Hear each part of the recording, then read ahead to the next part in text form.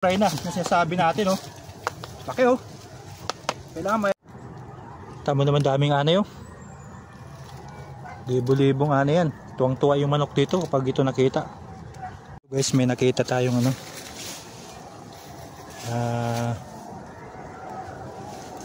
Anay. Ito, hukay natin ito yung anay na to. Dito yung... Para makita natin yung hari. Alam ba guys, yung hari ng anay, napakamahal yan. Ito yung kanyang butas, eh. Bahay ng anay. Ito may laman pa to guys, may laman pa. Kaya hindi naman oh. Namatay na yung avocado. Kuno ba ito?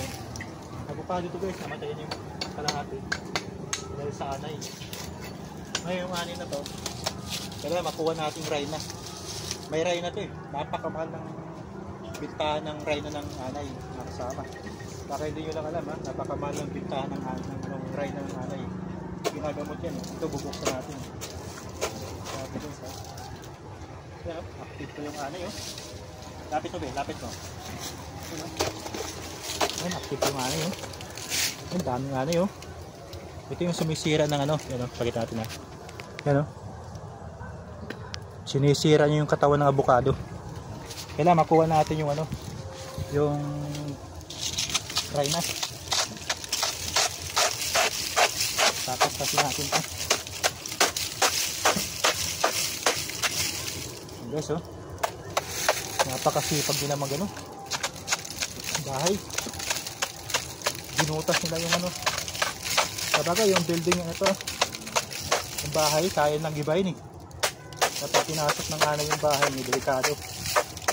Sisirain nila yung bahay. Ito, sira nila yung katawan ng avocado. Ang dami. Yan guys, dami, oh. Ayan, may butas dito. Dito natin makukuha yung rhino. Pumunta rito yung ano, yun, oh.